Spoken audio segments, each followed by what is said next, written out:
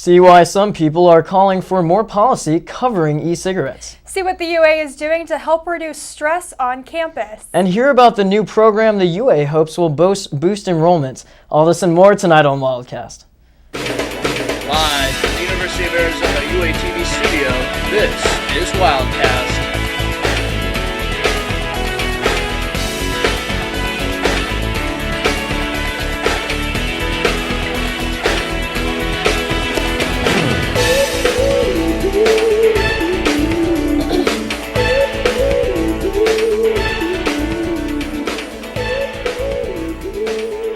Welcome to Wildcast. I'm Max Efrein. And I'm Jackie Kent. Thanks for joining us on our last episode of Wildcast of the semester. This is our semester in review where we cover some of the biggest events to happen and some of our favorite stories from our reporters.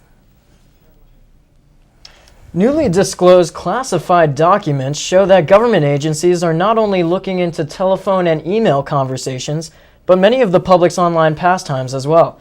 Turns out American and British spies have been working within live online video games, such as World of Warcraft and Second Life, to uncover any potential terrorist or criminal activity. Former National Security Agency contractor Edward Snowden recently released the documents to the British newspaper, The Guardian. The documents show that intelligence agencies fear that terrorist or criminal networks could use the games to communicate secretly, move money, or even plot attacks. Intelligent operatives conduct their surveillance in the games by creating online accounts and snooping around to gather data. As the popularity of electronic cigarettes increases, many are calling for restrictions from the Food and Drug Administration. Wildcast reporter Hannah Polinick took a look at what Tucsonans had to say about the controversy. Hannah. You may have seen someone puffing on what appears to be a cigarette at a restaurant or a movie theater, only to realize that it's actually an electronic cigarette. The number of e-cigarette users, or as they call themselves, vapors, has increased dramatically in the past few years, and Wells Fargo analysts are anticipating the industry will grow to $1 billion in 2013. E-cigarettes do not contain tobacco and thus do not produce the harmful chemicals and carcinogens found in traditional cigarettes. Vendors emphasize that users don't inhale smoke, rather they inhale vapor, don't smell, and others aren't subjected to secondhand smoke. Many people are using e-cigarettes as a tool to quit smoking. Probably in a 2-week period, I went from almost 2 packs a day to right around a pack, and within 3.5 weeks, I was down to like 5 a day. I mean, I wasn't able to go from cigarettes to the e-cig right away, so it took a step down process, but yeah, it did. Virtually nothing is known about the effects of using e-cigarettes, but many experts agree that if it gets people to stop smoking traditional cigarettes, it's a good thing. Appliances, if they are interested in using e-cigarettes as a quit aid, I am saying that for now, until we get some additional information, that if it works for them to help them quit, then I say go for it. The boom in the e-cigarette industry has some health advocates worried, mostly because e-cigarettes are not regulated by the Food and Drug Administration. Last month, 40 attorneys general, including Arizona Attorney General Tom Horne, sent an open letter to the FDA urging for restrictive regulations on e-cigarettes. The attorneys general claimed that unregulated advertisements glamorized smoking and that e-cigarette flavors attracted minors. The letter also asked the FDA to regulate online sales to prevent the sale of e-cigarettes to those under 18. Although most states already have some regulations in place, the attorneys general would like to see regulations at the federal level. The FDA is expected to come to a decision about regulations at the end of the month. For Wildcast, I'm Hannah Polinick. A large immigration protest took place downtown on Friday, October 11th. Opponents of Operation Streamline rallied together in Tucson in order to prevent buses carrying illegal immigrants from entering the downtown federal courthouse. The Bush administration's legislation makes it so that any immigrant entering the country illegally is to face federal criminal charges. Activists believe this is to be a fundamental violation of immigrants' rights. Protesters were successful in their mission, having forced federal court personnel to cancel the 60 streamlined cases scheduled for that day. Today we actually accomplished it, and it was to stop Operation Streamline today. Hopefully we could stop it every day, but it takes a lot of energy and a lot of community support, and today we were able to do it. and we're really proud of our community support and the people that have put themselves in danger of getting arrested and locking themselves to the buses and to the gates to stop Operation Streamline today. At around 1 in the afternoon, protesters unbound themselves and Federal Protective Service officers made their arrests, putting an end to nearly 5 hours of peaceful protest. We told you about this construction a couple months ago, and now we have an update for you. The Arizona Department of Transportation is still reconstructing the interchange at Prince Road so that the traffic can move over the Pacific Railroad. The roadway between Prince and Ruthroff Roads will be widened over a 2-mile stretch. This is one of ADOT's biggest projects in the state. Construction began in December of 2011 and is expected to be completed by spring of 2014. This road gets approximately 40 to 60 trains that pass through daily, and that number is expected to double in the future. So this is something that needed to be fixed at this interchange, and now traffic will actually be able to travel over the railroad and it won't impede drivers. Finals are upon us, and the pressure on students is at an all-time high. Wildcast reporter Karen Lizarraga found a unique way to relieve stress on the UA campus. While you might find students studying it up at the library, you might find unstressed students at the Ninjuk building petting their stress away. Students on a Wednesday afternoon were to be found at Petting a Pooch as a type of therapy to relieve stress and homesickness.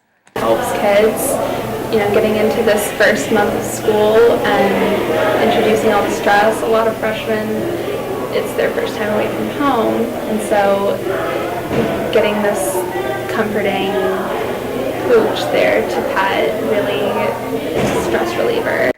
Students smile and get a sense of happiness after a long week of exams. The dogs are just as excited to see the students as the students are excited to see them. Being around dogs or thinking about being around dogs just makes me happy. And I can see how that goes for a lot of people. Like, I'm a very firm believer in the fact that, dogs reduce stress levels and just make you feel good. Having this event here and having students being able to come in and just pet dogs before an exam or some big stressful thing is happening in their life and they're just dogs here, I think it's a really great opportunity. Pet a Pooch comes and visits the University of Arizona once every semester and during finals at the library. Cherry Jackson, one of the many therapy dog handlers, says many students claim to miss their dogs more than their actual parents. All students are welcome. It's as easy as signing up and petting your favorite dog. These cats and dogs definitely get along. If you want to receive free therapy and just have an unstressful evening, make sure to check out Pet a Pooch next time they're around campus. Reporting for Wildcast, I'm Karen Lizarraga.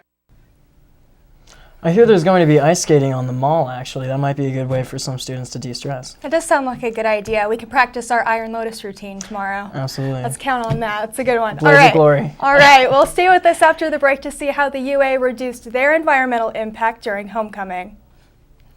I'm Derek Williams, the former U of A Wildcat. You're watching UA TV. Don't change the channel.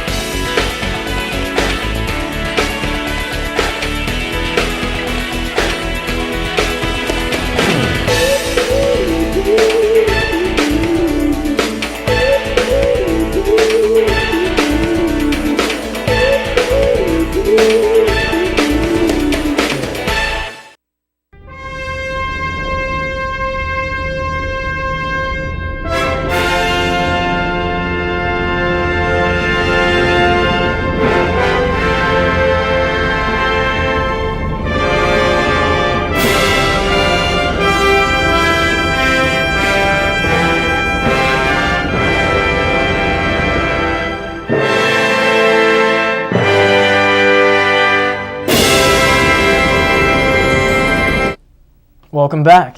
The winter chill has finally hit Tucson, and most residents aren't too happy to go outside these days.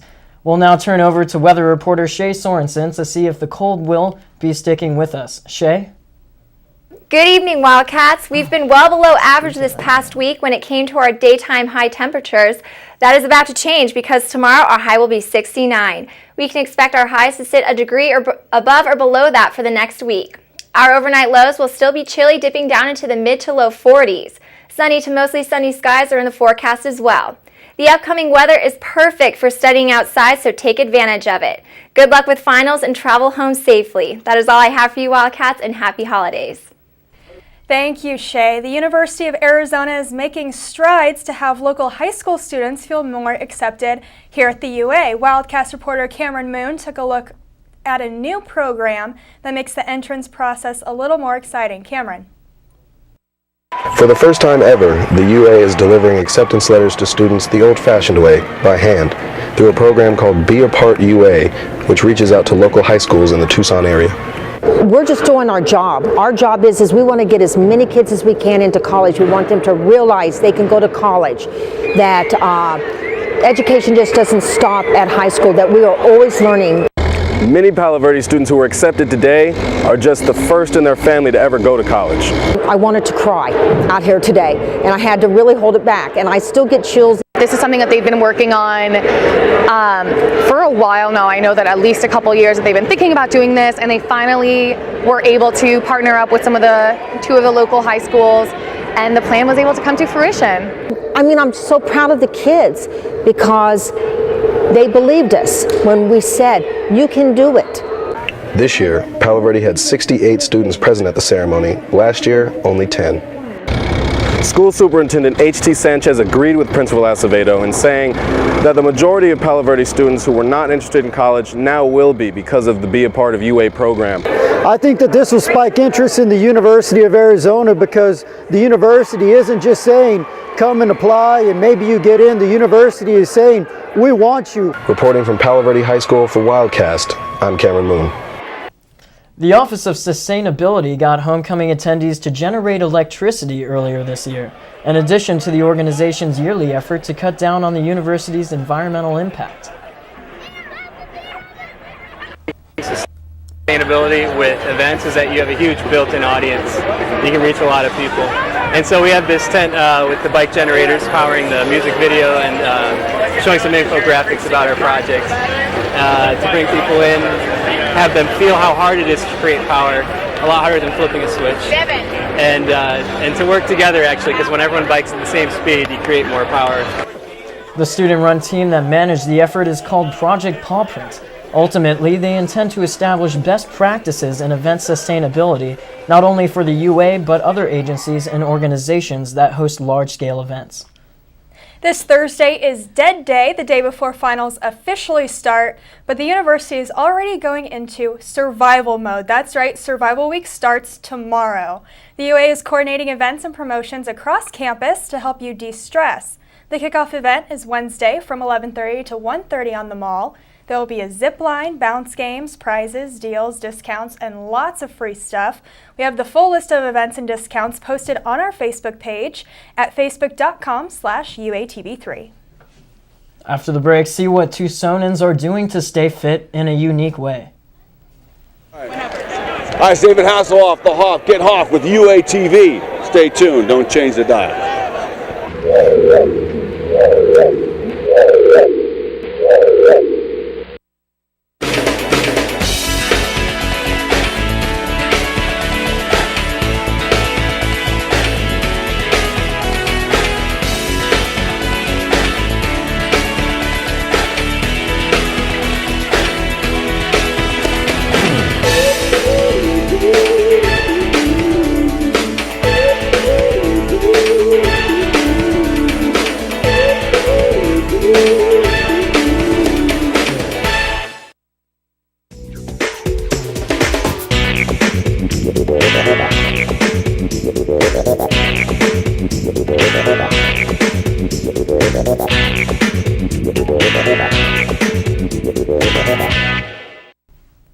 Welcome back. It's the UA's version of Pumpkin Chunkin'. I'm really excited about this one. Math, engineering, and good teamwork combined in October for a bit of fun and a lot of smashing pumpkins. Pumpkins were launched 100 meters across the UA Mall at the 3rd annual Tucson Pumpkin Toss. That's what you're looking at on your screen. 15 teams participated, involving high school and middle school students. The teams built their own catapults and launched their pumpkins for different goals, such as longest distance or highest target accuracy. Raytheon engineers were there to inspect the catapults before their initial launches to make sure they were ready to go.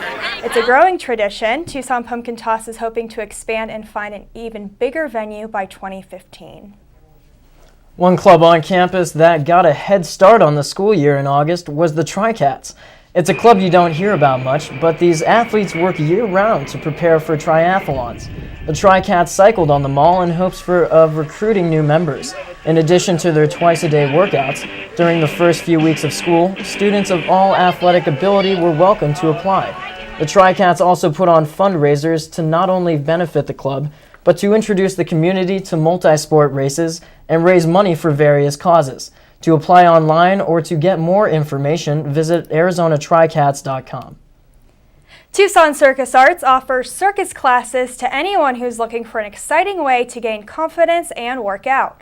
Wildcast reporter Katya Hall went earlier to get the details on this unique way to stay in shape.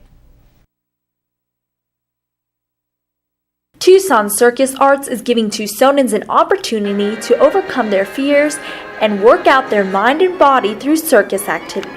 A lot of people come because they are afraid of heights and they're like, I want to get over that, so I'm going to do it. Once you get up past a certain point, you're like, wow, Most of the time, these fears restrict a person from doing the things they love most. It's more like they see us and they're like, that's impossible, like I could never do that. And then they do it and they're like, I can do anything. Noam Spancer, PhD in Insight Therapy, believes that you can get rid of your anxieties through exposure.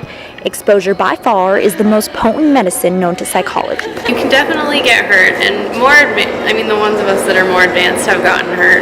But as far as kids or students, like we've never had an injury. We use mats, spotting, definitely a lot of building up to skills. Not only do these classes operate as a way to fight your fears of height, but they also serve as an alternative to the gym. Yeah, aerial is a really fun way to exercise. And in fact, all our classes, hand balancing, is all really good conditioning.